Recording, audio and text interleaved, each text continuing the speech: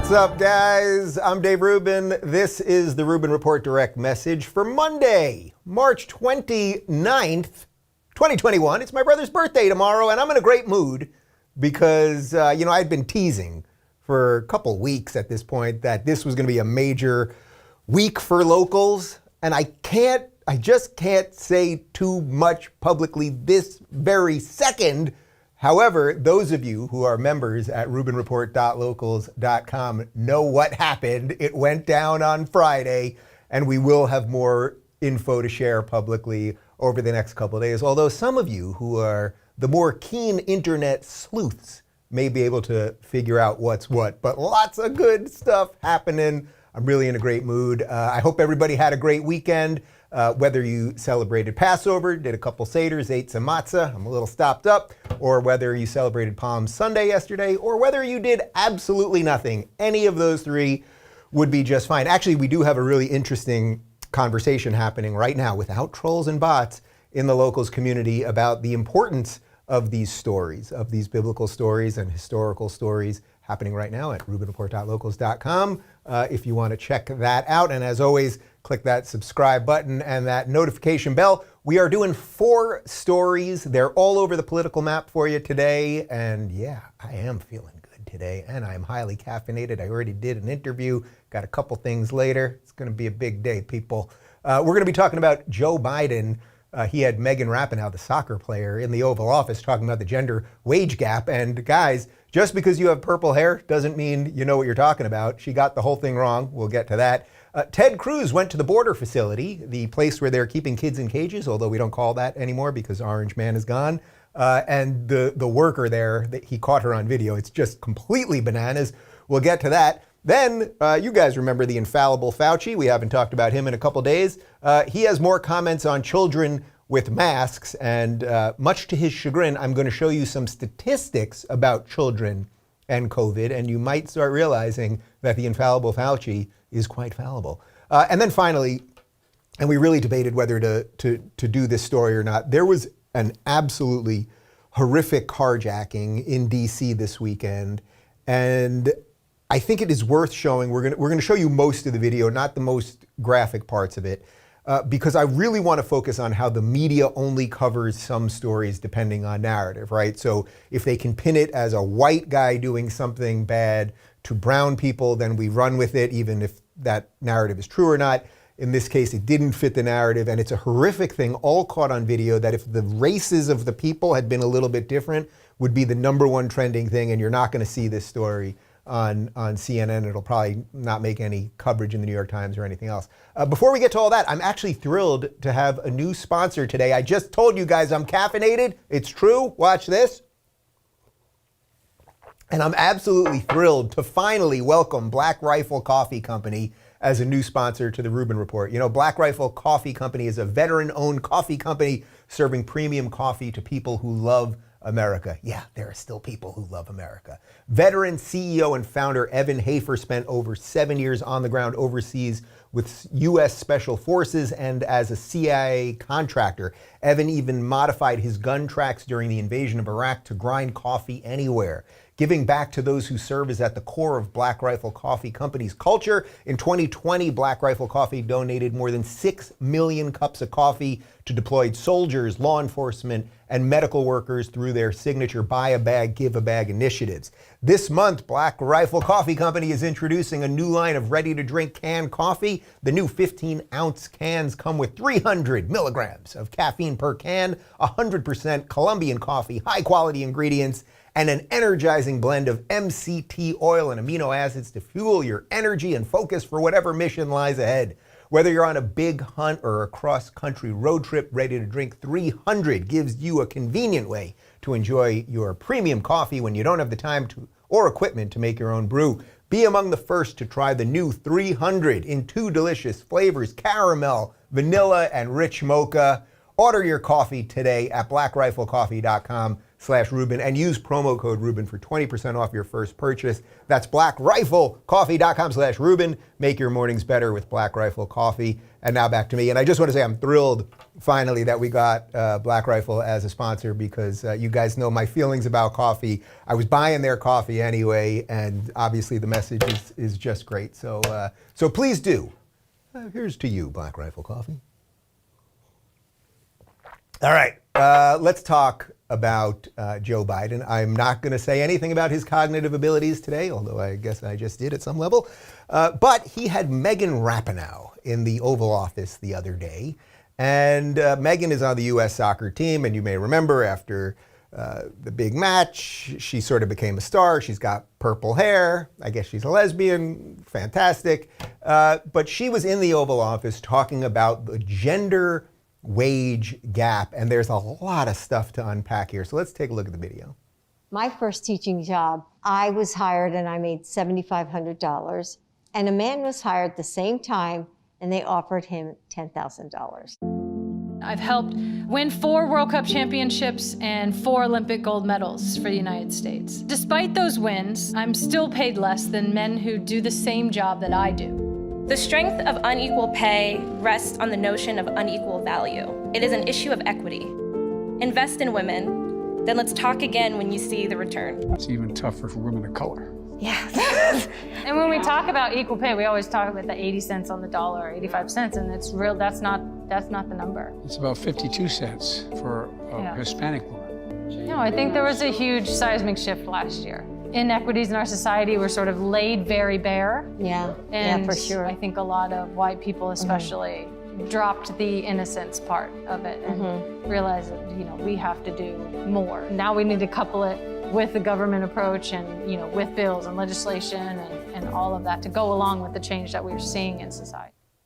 Oh, buzzword palooza, equity, white people, government solutions. My God. All right, there's a lot to do here. So first off, I just want to say something about Megan Rapinoe. Now, first, I don't like soccer. I don't care about soccer. I'm an American. Most of us don't really care about soccer. Nobody can really name 5 American soccer players, male or female. I think there's a soccer league, right? It's not really our sport, right? We like football, we like basketball, we like baseball, but so be it. This isn't about soccer per se. But I just want you to really think for a second before we dive into all the specifics and the numbers. I'm going to show you numbers, okay? You're not going to believe it, numbers and statistics. The idea that a World Cup winning female soccer player who is treated like a god, no doubt has endless endorsements and plenty of money. I assure you, she's got plenty of money and is treated only like a queen wherever she goes. The idea that she has now decided to make the simple fact that male soccer players make more money than female soccer players, to make that a real issue is so dangerous. And the reason it's dangerous is that men and women are different. This is just the truth. There are an awful lot of men who can dunk. There aren't a lot of women who can dunk. That's a basketball reference. I don't know what the soccer equivalent, or I guess there's a lot of men who can do a bicycle kick and maybe not a lot of women that can do a bicycle kick. I'm not even sure. I'm not even totally sure what a bicycle kick is. Is that when you flip over and it's over your head? I don't know. The point is, more people go to see men's soccer. Men are generally stronger and faster and more athletic, generally speaking. The level of competition is higher. That's why if we only had one league, right? If we only had one league, then there would be basically no women in that league. Maybe 1 or 2 women could make it into that league, but probably not, right? I mean, think about the WNBA. Would the best WNBA player be able to make an NBA team roster? 99.9% chance, no. Whoever the best WNBA player in history was, Cynthia Cooper, I liked her in the mid-90s, Sue Ball, or whoever it might be, like they would have no chance. They would be a very tiny, weak player in the men's league. That just is. But by the way, then women can have their own leagues and play in those things. But if people don't go to those games, like think about remember back in my day, people used to attend basketball games. You'd go out and you'd buy popcorn and you'd yell with other people and you'd paint your face and all sorts of crazy things. I know it's hard to believe, son, but we used to do that. Well, if a lot of people show up to the male game, or a lot of people watch the male game on TV and the ratings go up, thus advertisers put more money in, well then the teams can pay the players more money. people don't go to WNBA games. They don't really watch them. They don't really watch women's soccer. That's not to say nobody does. It's not even to say one is better than the other, and it's not to say men are better than women. We get all that stuff. You guys get all that stuff. But the dangerous part here is that she's decided, with all of the privileges, her words, not mine, that she enjoys in life, she gets to play soccer for a living. Any one of us would kill to do what you love for a living. I get to do it with what I love for a living. It was a lot of work to get here, but everything being equal, I would rather be in the NBA. Yes, I'm 44. I have a blown out knee, ACL in my knee. I don't even have an ACL in my left knee. I got a bad right ankle. I got a bum shoulder, and I'm only 5'11" and a half. I'd like to say I'm 6 feet. But the point is, you're so lucky. You get to do what you want, and you've decided to make the gender pay gap an issue. And by the way, the gender pay gap isn't even an issue. So she says something about it being a 20, that they're getting basically 80 cents on the dollar, which Joe Biden comes back. He says something, and I think he says for Latino women or something, it's 51 cents on an hour, on the hour, and all of this stuff. And it's like, well, actually, no, that's not true. You're not going to believe this, guys. Christina Hoff Sommers, who you know is a friend of mine, and she's been on the show. She's known as the factual feminist right here on YouTube. She wrote a piece in Time magazine a couple years back. Let me read it for you directly. The 23-cent gender pay gap is simply the difference between the average earnings of all men and women working full-time. It does not account for differences in occupations, positions, education, job tenure, or hours worked per week. When such relevant factors are considered, the wage gap narrows to the point of vanishing. Okay, so there's a little bit there.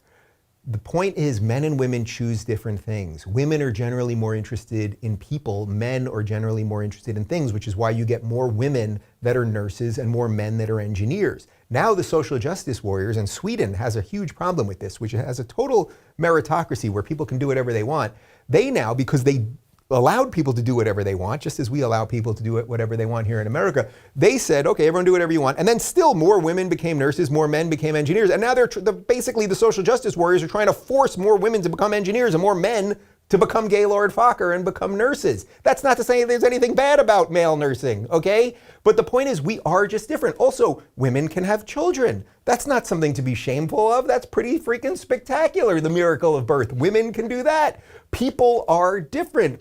Immutable characteristics related to our gender has some meaning in the world, and we all do different things. Men may want to work longer hours for whatever reason. It might, like there's hunter-gatherer aspects to all of this and all of this stuff. But the point is, and this is what Christina's saying, when you take what jobs people go into, the type of hours they want to put into it.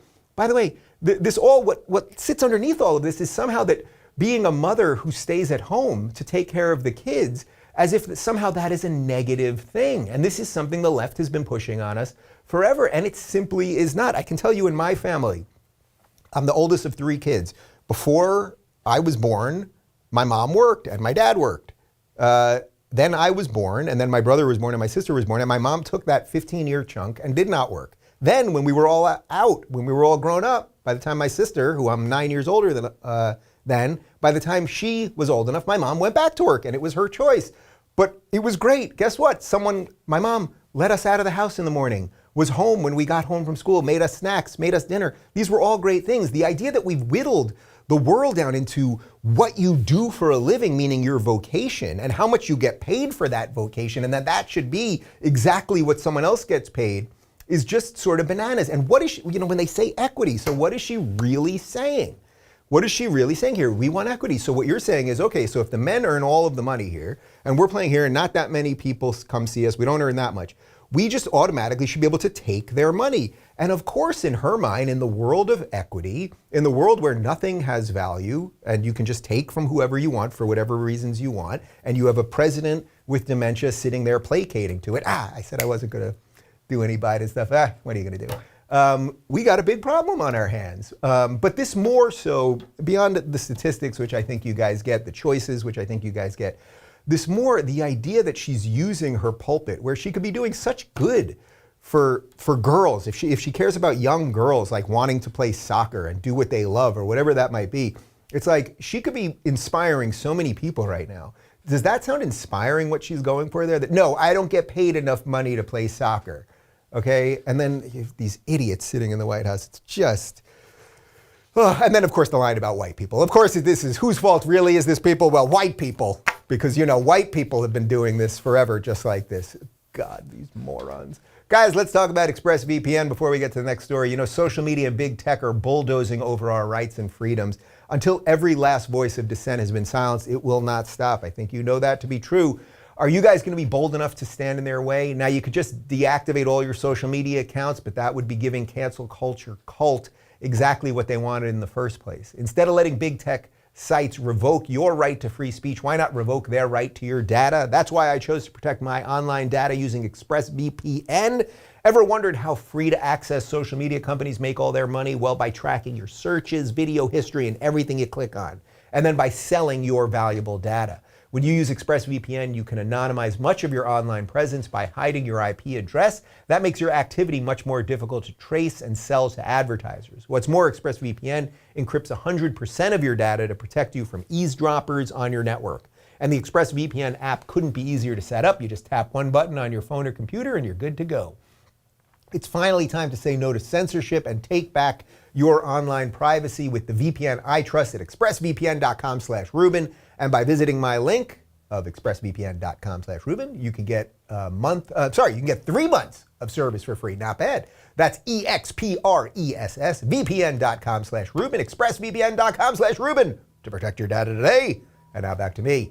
All right, guys, I want to talk to you about kids in cages. These were things that we cared about a couple months ago. You remember we had this orange man and he had this crazy hair and a funny way of speaking, and he put kids in cages. And people compared it to Auschwitz and all of these horrific comparisons that are an erasure of history. But everyone, the media, was outraged, even though, although this wasn't really covered on mainstream media, it was the Obama administration that had set up these cages.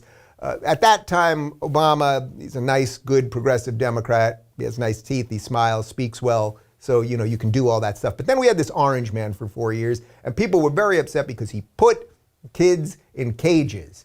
And AOC and the rest of the progressives were constantly screaming about it. Well, now joking aside, guys, we have a humanitarian crisis at the border, and there are basically untold numbers of people trying to break through our border, our southern border, much of it through Texas. They are being ushered in, told they can be here. We're getting very mixed messages from the administration. Come, don't come, maybe come, hang out for a little bit. We'll see what's going on. But there truly is a border crisis. The media is not trusting it in any way, honestly. Ted Cruz went to the facility. This is either from Saturday or from yesterday, I'm not sure. But he went to the facility, and this video is truly mind-blowing. And just to frame it for you a little bit, not only watch what's going on behind him, and these people wrapped up in what appear to be tinfoil to stay warm, and also we're supposed to have COVID right now. I thought we're in the middle of a pandemic, and we're supposed to have 6-foot social distancing and the rest of it. But really listen to what this woman is saying to Ted Cruz, this person who works at the facility, what she is saying to Ted Cruz as all he's doing is taking video. He didn't put him in cages. All right. Please respect. Please give dignity to the people. Please give dignity to the people. So you work for the commissioner, your senior advisor. You were hired 2 weeks ago, and you're instructed to ask us to not have any pictures taken here. Please respect the people, because the political rules. leadership at DHS does not want the American people to know it. Please respect the rules, You keep sir. standing in front of the pictures, so Please you don't want the respect the pictures rules. taken. The rules are arbitrary, and Please they're respect designed the to rules keep and the give American the people in the dark. dignity and respect. That's all we ask. Well, no, dignity it's and not. respect. You're asking, is this Please- dignity and respect? Look at Please these people. give There's dignity a and pandemic. respect to the people. Let me ask you, there's a I pandemic. respectfully ask you, sir. There is a pandemic. With full-hearted, Is this respecting the rights of these full-heartedly, kids? I ask you. Please Are you respect respecting the people. rights of these This kids? is not a zoo, sir. Please don't treat the people. You're right, and this is a as such. dangerous place. Please don't treat the And people your like policies, this. That's all I ask for unfortunately, you, are sir. trying to hide them. I understand That's you all were I ask instructed you. when 18 I senators ask you came to down please here. respect the people, give them dignity I and respect them, and I respect. want to fix this situation. We all wanna and fix the it, sir. We administration don't you're want working this to for is happen responsible for these conditions. Please respect the people with dignity and respect, And sir. I ask you to respect the people as well. This I am is not respecting you. respect. I am respecting the This people. is not respect. All right, so this is an extraordinary video, and unfortunately, no, you're not going to see it on CNN, and you're not going to see it on MSNBC, and I don't know that they're going to write about it in New York Times or the rest of it, right? Just to give you a little background, Forbes is reporting that there are over 18,000 migrant kids now in U.S. custody. Now, there's a couple things that this woman says there. She keeps repeating, please give them dignity, please give them respect. Now, she is the spokesman for the place that is keeping these people in cages. These are in glass cages. They are wearing, these, it supposedly keeps you warm, but in effect it looks like, tinfoil around them. We're supposed to have 6-foot social distancing. Are we checking if any of these people have COVID? Where are we sending them? How long are we keeping them? Are we just going to put them into society and then they'll be allowed to stay and then have children? I mean, there's a gajillion things. And as I said last week, the issue is not about whether you want immigrants in the United States or not. We are a nation of immigrants. We have an extremely welcoming policy, although it is very odd because the same people who want all the immigrants to come are also telling us how horrible and racist and patriarchal the country is. For some reason, they never leave and they still want everyone to come here to share in the horror. It doesn't sound that nice, frankly. But she keeps saying, please give them dignity and respect. Now, is it Ted Cruz that's not giving them dignity and respect, having them live like rats in that cage, right? That's an overcrowded mouse cage right there, right? That sort of looks like when you go to Petco and they've got the mice in the cage and they're just all on top of each other about to be fed to the snake. That's kind of what that looks like right there. And then she says the line that I really thought was like the key thing. This is not a zoo. This is not a zoo. Please treat them with dignity and respect. You're right, because at a zoo, you would never see anything like that. You would never see 50 lions in a cage on top of each other. Usually at a zoo, you get 3 lions, sometimes 1. He's kind of lonely and he'd like a friend. This is worse than a zoo. And these are human beings, by the way. And her misguided approach to keep telling Cruz that he's the one not offering them dignity and respect. Lady, you're working there. Now, I don't mean to make this about this lady. I would say that our entire system right now is completely corrupt. There's no accountability. There's nobody in charge, right? There's nobody you're going to get an honest answer from this administration. But just think, if this was happening under the scary orange man, would everyone be going bananas? Would AOC be posting this picture outside? Remember this one? This was AOC outside of the facility last time. Now, actually, she was just standing in front of an empty parking lot, and she's wearing, and her white, and her face is covered by her hands, and she's very, very sad. And we showed this a couple weeks ago, but then the always spectacular Candace Owens recreated that image. Incredible. Candace Owens put on all white. She went to a largely abandoned parking lot and also showed how sad she was. AOC has been virtually silent on this. Where are any of the Democrats? Please show me, please, someone, I would love to be corrected here, please show me where Trump somehow did something that was so much worse than this. Because remember, when Trump did it, Auschwitz, concentration camps, I mean, these are the people that talk about cultural appropriation. They have no problem appropriating the Holocaust and calling everybody Nazis for their own purposes. Please show me how it was so much worse under Trump, and those cages are less bad cages than the cages that we got right now. I mean, this is absolute insanity, and it's one of those things, the media ain't gonna show you the truth, so Godspeed to all of us. Speaking of not being told the truth by the media, let's talk about the infallible Fauci. So Dr. Fauci was on Face the Nation on CBS yesterday talking about children playing together, and well, let's take a look.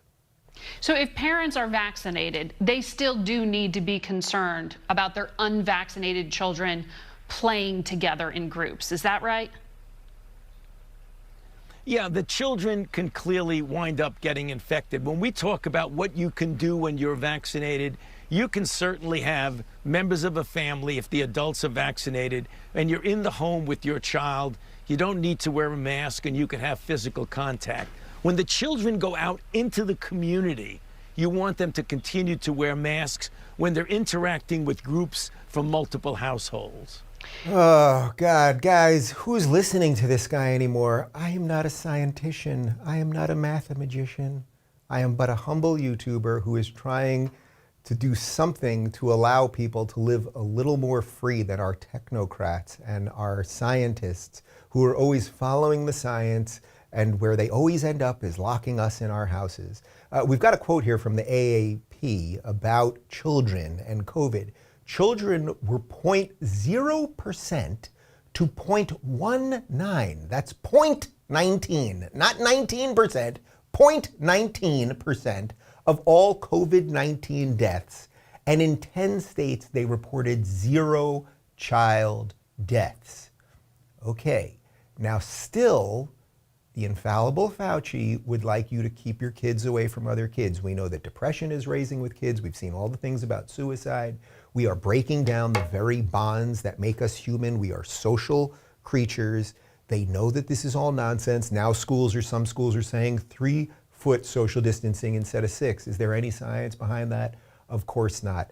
It's 80 degrees and sunny in Los Angeles today, once again. And once again, I can't go to a restaurant because they're all still closed. I don't know at what point we just have to all just move on with our lives. That's sort of the conclusion I was thinking. When I was celebrating Passover this weekend and we did the Seders, it's the story of freedom through slavery, right? That's the story of Passover. And I think actually on this Friday, we're working on booking it now. I think we're going to do a special on Passover and Easter and the messages, the important time-tested messages that we get from these holidays. But I really was thinking about it during this Passover, and it was a lot of the discussion around the table about freedom through slavery. Like what were the Egyptians doing? What was the Pharaoh doing? He was keeping people in bondage, in slavery. And the people, God had a little something to do with it, but the people also had to decide. And that Moses guy had to decide to lead the people out of Egypt.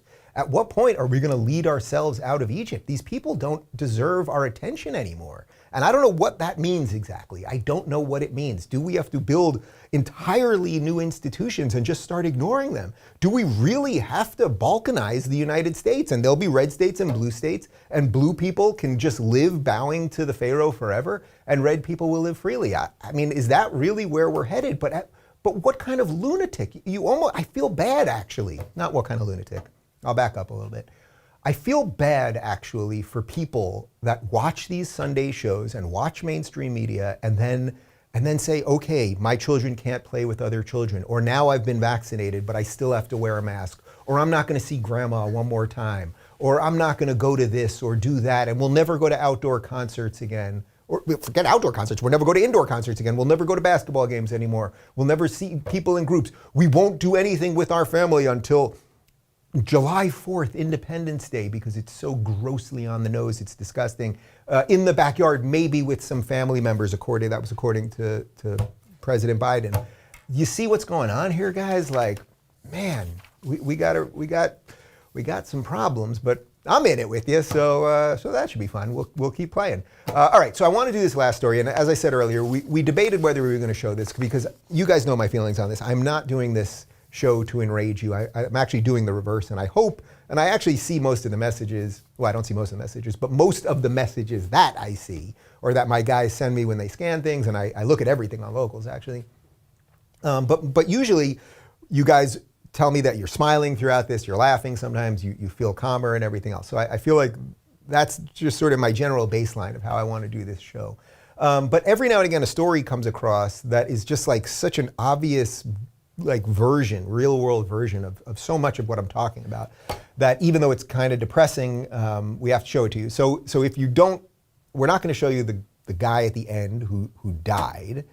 And some of you have already seen this video, but this is a video of a carjacking, 13 and 15-year-old girls in DC, carjacking an Uber Eats driver. You're going to see the carjacking here, and then you're going to hear the crash. That's where we're going to stop, and then I can explain further. But if you need to just not watch for a minute, this would be the time to stop and then join in about 60 seconds. Call They're thieves. What's going on? Call the cops. They're trying to steal a car. This is my car. They're trying to steal a car? Inside is his car. He is their car. No, this is my car. Shut it! Oh my God! Somebody just stole it. She's stealing their car. You're stealing the car? Yeah, we called the cops. Call the cops. Call the cops.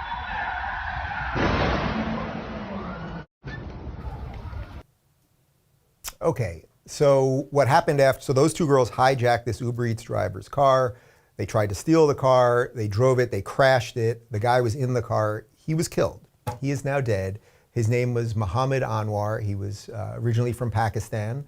Now, all right, I want to talk about the media part of this, but the reason I showed you this is not for the clicks and it's not for the sensationalism of it. First off, it's related to so many of the things we're talking about. I was in DC in December and it was a ghost town. All I saw were homeless people all over the place. Actually, I did a video that we posted on YouTube where I was walking around with Kyle Kashuv. We didn't see any humans. Finally, we saw 3 guys. They happened to be fans of mine, which was nice, but we just saw homeless people everywhere. It literally looked like the beginning of a dystopian zombie movie. That's what it looked like. DC has been absolutely destroyed. And now it's even more dystopian because they've got the barbed wire everywhere and fencing and everything else. I mean, it's all just ridiculous. But this has something to do with policing, right? So at first, it's like we know that crime is rampant right now in virtually every progressive city. Crime is on the rise in San Francisco, in Portland, which is completely under attack right now. We didn't even cover it, but this weekend there were more attacks on the federal courthouse in Portland, like just craziness all over the place. LA, by the way, I think maybe we'll cover this tomorrow. We're running out of time today, but LA now is announcing, I think they're putting another $32 million into policing because after they cut the policing, you're not going to believe what's happened over the last couple months. Do I even have to finish the sentence? I mean, I think you guys get it. In any event, these 2 girls, they hijack the car crashes, he dies. You can actually see in the full video, which we didn't show you, that he is breathing and he's on, laying down for a little bit. Nobody's helping him. Then some police get involved and they grab the girls, but nobody's helping the guy. One of the girls, she's yelling about her phone that's in the flipped car as this man is laying there dying. Now, the reason I'm showing you all of this is because I want to talk about the media angle of it. This was the main driver of it. So do you remember about 10 days ago or so? Barely, and it's hard to remember things from 10 days ago because that's part of the process here. We just keep memory holding things and the media just keeps spinning and spinning and spinning and spinning. But you remember there was the shooting in Atlanta of the massage parlors, and it happened to be a 21-year-old white kid who did it. He says, and law enforcement is saying, that it was because he had a sex addiction and he just went to shoot people. He shot 8 people. 6 of them happened to be Asian. 2 of them were white. But the media ran with, and let's show the headline. This is the CNN headline on it. White supremacy and hate are haunting Asian Americans. Now, there was literally no evidence to prove that this had anything to do with white supremacy or that he was a white supremacist or anything else. Now, again, you guys all know that it's actually the left, the woke left, that is racist against Asian people with quotas and keeping them out of schools and jobs and things of that nature. But that was the headline, okay? So a white guy shot 6 Asian people and 2 white people, and it fit the narrative they wanted to craft, which is that this is about white supremacy hunting down Asian Americans. Now, yesterday what happened was those happened to be 2 young black girls, and they killed a Pakistani man. Now, his name's Mohammad, so I assume he probably was Muslim. It's actually completely irrelevant to me, but I think we know what would happen if it was 2 white people that say killed a man named Mohammed. Okay, but listen to the headline on CNN from yesterday about this. Police said girls 13 and 15 assaulted an Uber Eats driver with a taser while carjacking him, which led to an accident in which he was fatally injured. I know Chris isn't going to be happy with me. Fuck you, CNN. Fuck you. The dishonest drivel that you are pushing on the American people is actually evil at this point. This type of fake news, and that is what this is actually driving a wedge in our ability to have a functional, decent society. Let me read that headline again. Police said girls 13 and 15 assaulted an Uber Eats driver with a taser while carjacking him, which led to an accident in which he was fatally injured. Well, police said it. We know. It's not just what police said. We know it happened because we saw it on video. And it led to an accident. One of the girls was stealing the car, and the man was standing there on the ledge and ended up getting killed. But the reason you wrote the headline this way, CNN, is because it doesn't fit the narrative. In this case, it was 2 black girls killing this Pakistani man, this Pakistani American, and it doesn't fit the narrative. And that's why this story is important to cover, because so much of our division and our hatred is driven by a mainstream media that has nothing to do with journalism. These people are not journalists. And the problem for all of us that are somewhat free thinking and somewhat red-pilled and somewhat awake is, what do we do knowing that so many people are still swallowing that nonsense? I don't know exactly what the answer is, but I'm really interested in finding it out, and I'm going to keep talking about it. I want to show you one more thing. This is from Axios. This is the percentage of Americans who trust traditional media from 2012 to 2021, so roughly 9-10 years. It's dropped about 10% in that time. So roughly from, you can see it's around 56%, when this started in 2012, and now in 2021 it's at 46%. That seems high to me. Trusted mainstream media should be way lower than that. It should be about 20%. It should be about 20%, and I'd love to know more about that poll in and of itself. Whew. All right, guys, we did a lot here today. It's going to be a busy week. And I don't want to say too much because I don't know if this can be fully public yet, but I will be in New York City next Monday, 1 week from today. Why would one be in New York City 1 week from today? Interesting, curious, you might say.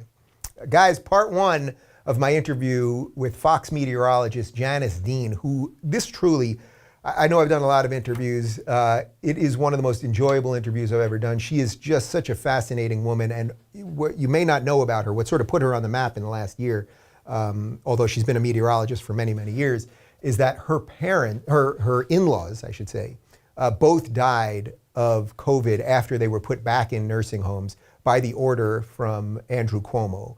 And she went very public about this, and she's become just an absolute fighter and all-star. And you guys know I like people that fight. I like people that do.